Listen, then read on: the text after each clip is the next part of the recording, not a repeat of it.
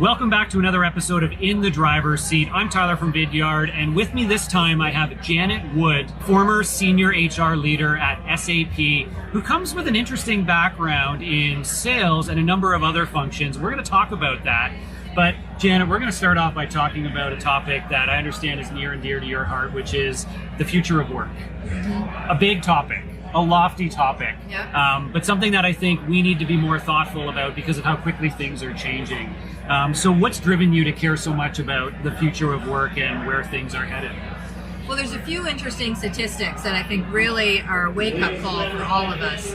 One of them is that the World Economic Forum says that if you're in your 20s today, you should expect to live to 120. Right. And that means you're probably going to work till you're in your 80s. So now we're talking about 60 plus years of working. Right. That's a long time to work. So that changes the paradigm from educate, work, retire to educate, work, re-educate, upskill, reskill, and eventually when you're in your 80s, you get to retire. This is why it's good to be a little bit older these days. Another interesting statistic is that if you're in a technical degree or program, about half of what you learned in the first year will be obsolete by the fourth year. Wow. So it just gives you an idea of how fast things are changing and moving. And so what that says is what's going to become even more important over time are the soft skills. Right. It's going to be teamwork, collaboration, agility, resilience. Think about artificial intelligence. It's going to be the expert. Right. So now what's really the value that an employee is going to bring to the table is all those other soft skills about how they bring all these things together. So from my perspective, that changes how the employee has to think about their development. They have to take ownership of it. They have to have a growth mindset. They can't be in like, well, no, this is me. Take me as I am. They've really got to think about how do they evolve and change to continue to be successful.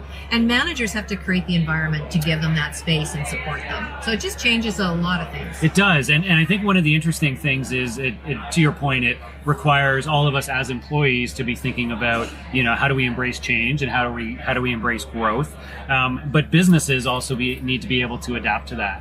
And I know as a leader myself, it's challenging to think about people within our team changing roles and going into new opportunities because of the gaps it may leave or not knowing if they're ready to take on another challenge. But it's a part of business these days and it happens faster and faster.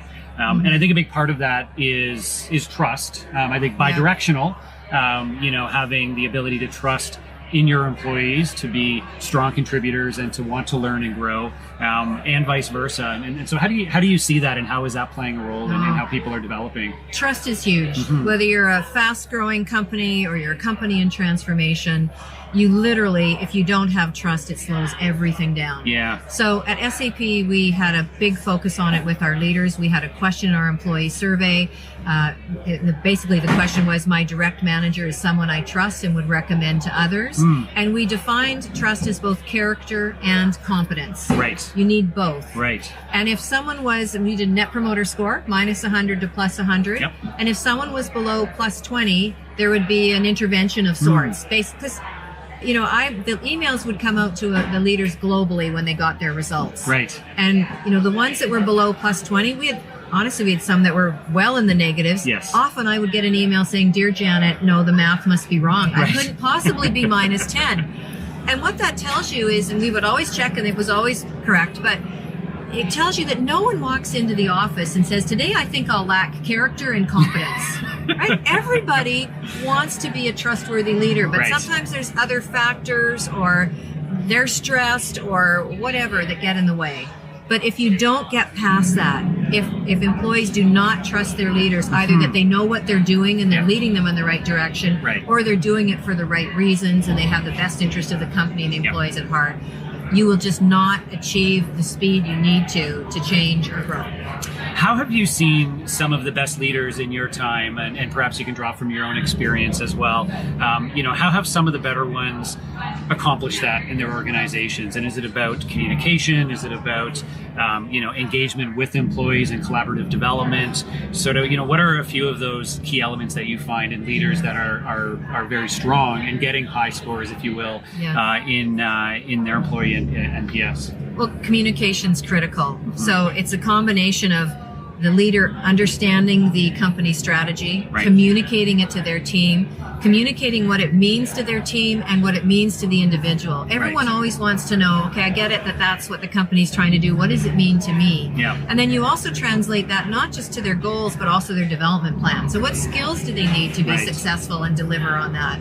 So communication is huge. And then it's all the things you'd expect, like being open, being honest, telling it like it is, right. Embracing differences. All those things are critical. But I think one of the first things that's required is just really clear communication down to the individual level. Right.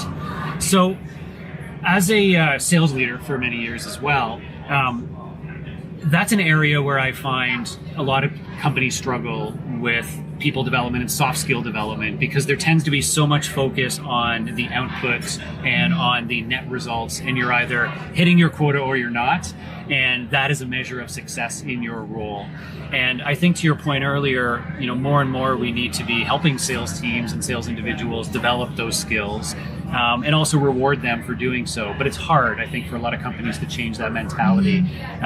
Agree, disagree, and what's your perspective there? I agree, and I think, honestly, customers are pushing to have that change as well, right? Customers have a certain experience in their sort of consumer life, and they expect to have the same kind of positive experience in their business-to-business life, so to speak.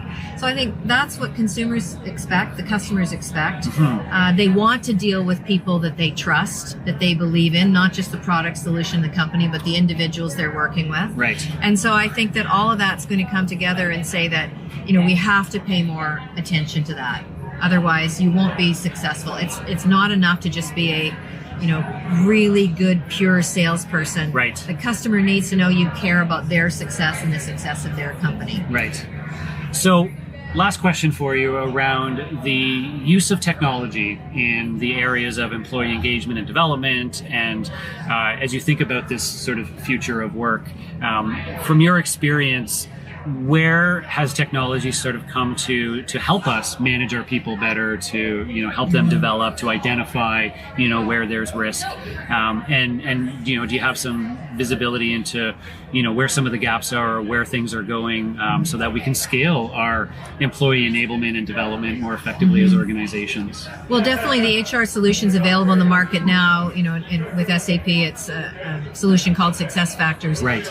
Really helps give you that predictive analytics to understand what is happening with your employees. So it helps you determine, where do you have a manager that maybe it turns out they're not hiring women, or their women somehow never get promoted, or so it can give you that information that honestly you don't really know it when you're in a large organization unless someone tells you. And when you have those predictive analytics, then you're able to really make decisions or have interventions, understand, okay, it's not about I need to fire that person. It's like, oh, they probably have an unconscious bias more than anything else.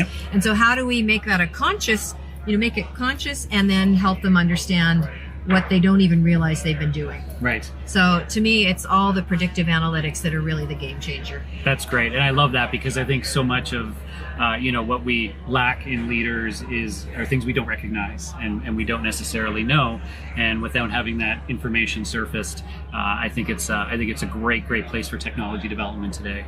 So thank you very much for joining me in the driver's seat here, Janet. I'm having a flashback to high school, and this was the cool kids. All had Trans Am, so awesome. All right, here we go. We're going to take off. We're going to pop in the Journey 8-track here, and we're going to be off. How about Supertramp? A little Supertramp. Let's do a little Supertramp. Exactly. All right. Okay, we're going to edit that in, a little Supertramp right now, guys. Note that. And thank you very much for joining me here, taking a trip to the past in the Trans Am and looking ahead to the future of work. Thanks, Tyler. Thank you.